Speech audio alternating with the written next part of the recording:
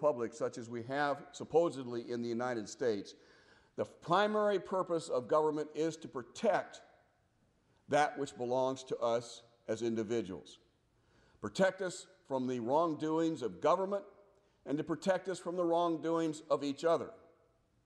The protection of private property rights, since private property is the foundation of liberty, is the key purpose of our government.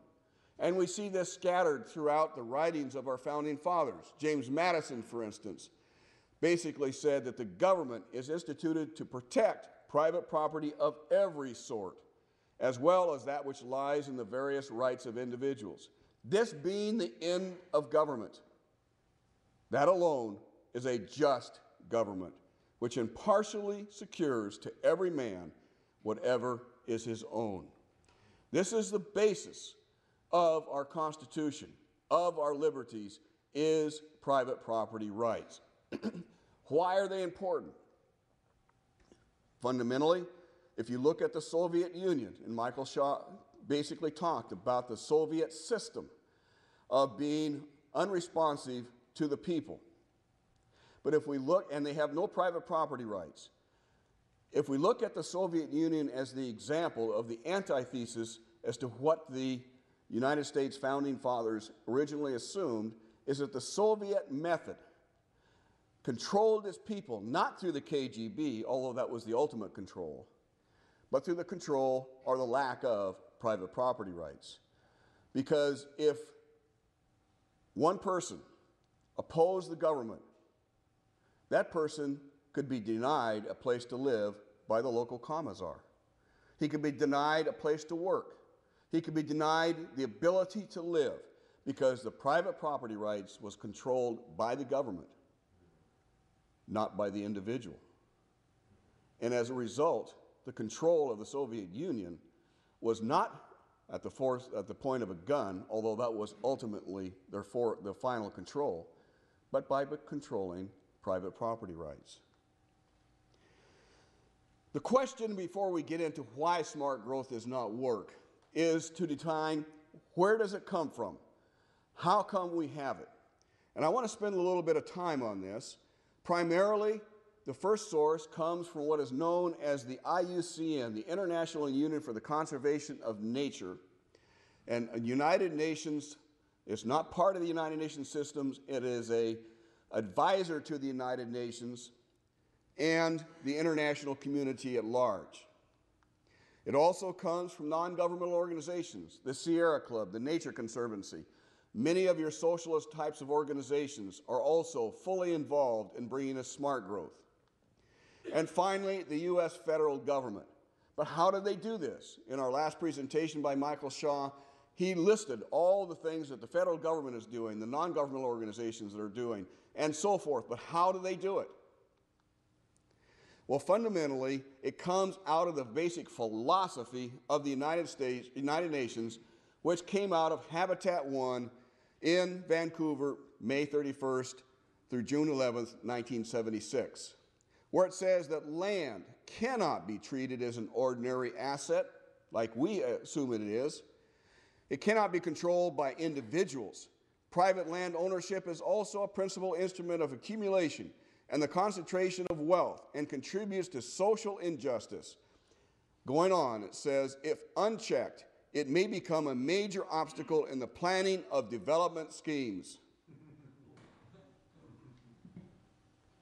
This is the philosophy of the United Nations, is that private property leads to tyranny. When we know, and the Founding Fathers knew, that private property was the essence of liberty.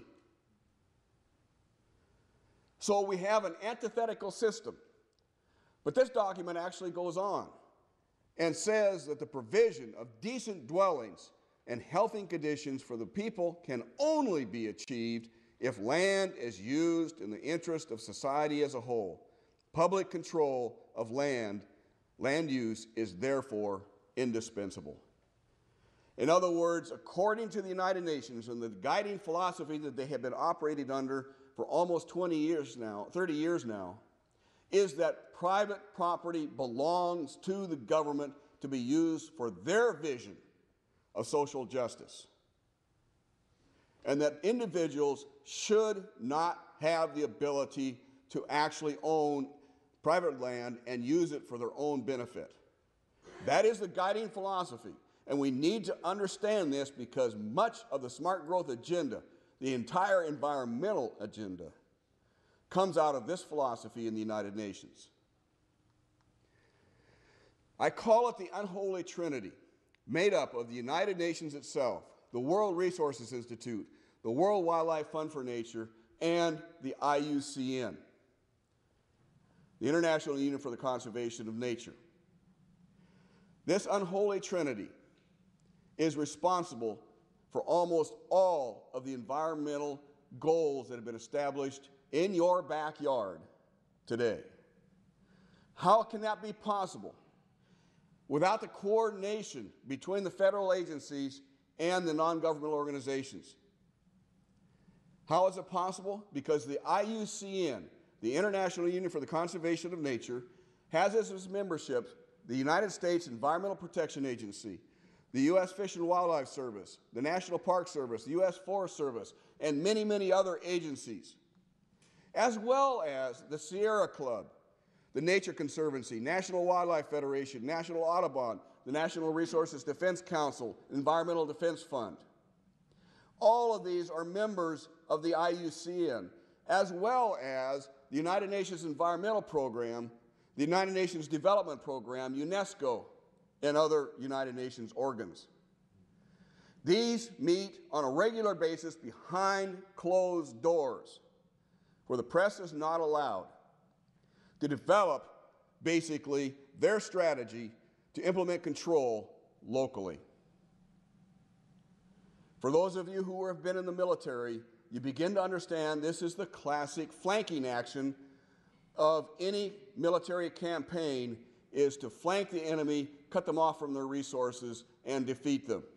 And this is what has been used for the last 30 years through changes in federal law and regulations, not by Congress, although Congress is complicit as well, but by the agencies themselves.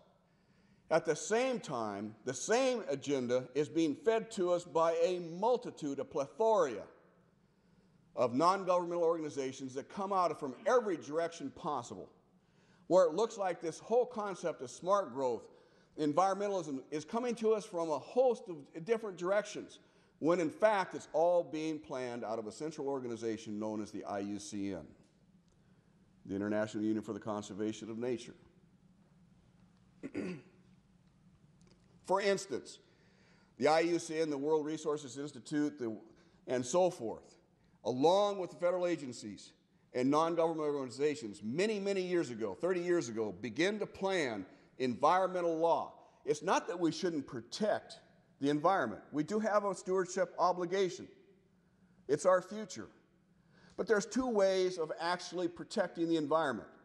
One is the Soviet method that you heard about with Michael Shaw, where you have groups that are not accountable to the citizenry making decisions for the citizens, bypassing the elected form of government, or you can do it through the constitutional mechanism of private property rights and other mechanisms where you're protecting the environment, protecting private property rights, protecting free trade, and a number of other things, accomplishing the same thing and probably much more effectively with the latter than the former.